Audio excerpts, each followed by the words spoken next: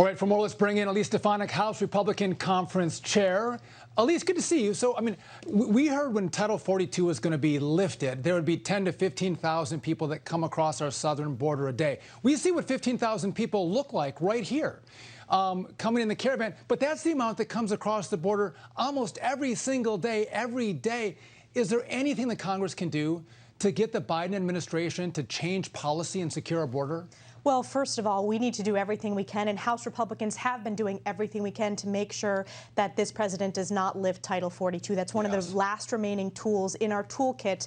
And we also need to return as a nation to President Trump's very effective border policy. That's what House Republicans are focused on, and that's not what Democrats are focused on. They have done everything but speak about the border crisis. They don't want to talk about this issue. You have a president of the United States who hasn't even been to our southern border. The vast majority of the House Republicans have gone to the southern border. They've seen this as a crisis firsthand. Well, the joke of it is that Kamala Harris says we need to look at the root causes of what's bringing people from the northern triangle of Central America into the United States. But if you look at the numbers, the most number of people that are coming into the country are actually from Mexico. But then you have people from Haiti, from Asia, from India, from Russia. They're coming from all over the world because the border's open. Yes, the root cause is Joe Biden's open border policies. We know that the border security policies and building of the wall worked under President Trump. It was the most secure southern border in our nation's history.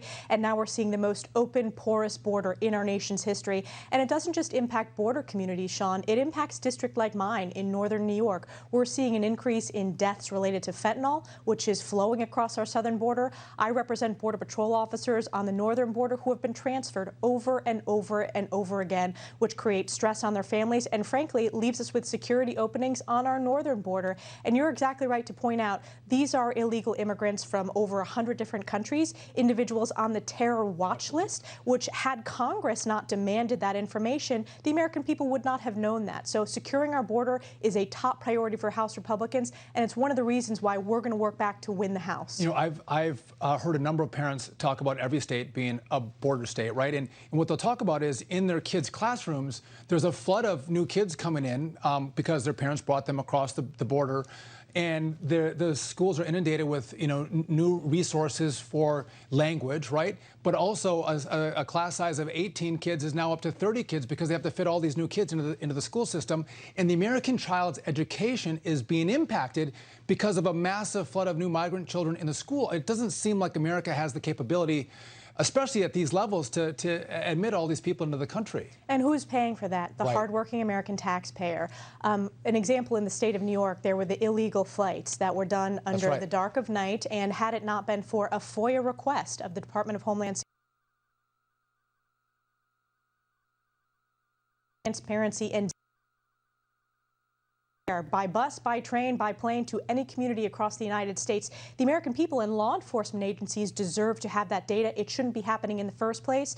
But even though this administration is not abiding by the rule of law, we need that data. Before I let you go, tomorrow is going to start the show trial for Democrats about January 6th. Most hearings that the Congress has they start at 10 o'clock or 2 o'clock during the day. This one is going to be at night because they want primetime airing, and most of the liberal networks are going to cover it. But I think they're missing the mark on this. I want to know your view, because when Americans can't buy gas in their car, they can't afford groceries at the grocery store. You're a mom with a baby. They can't get formula to feed their babies. Problems that affect their everyday lives that they want the Congress to actually work on. They're going to have a show trial on January 6th? It is shameless. They hired the former president of ABC News as a producer, so this is about trying to change the narrative. And think about this, Sean. House Democrats have not held any hearing, let alone a primetime hearing, on any of these crises that you pointed out, whether it's the skyrocketing gas prices, which are unaffordable for my rural constituents, whether it's Biden inflation, which is crushing every family's budget, or whether it's the baby formula shortage, which I feel firsthand. I went to purchase baby formula to get us through a couple of days over the long Memorial Day weekend where I had lots of events in the district. They are rationing it at stores. This is America. This should never happen. And yet Democrats are changing the narrative to focus on this political witch hunt where there are no Republican appointed members appointed by the minority leader, Kevin McCarthy. It's only Pelosi puppets.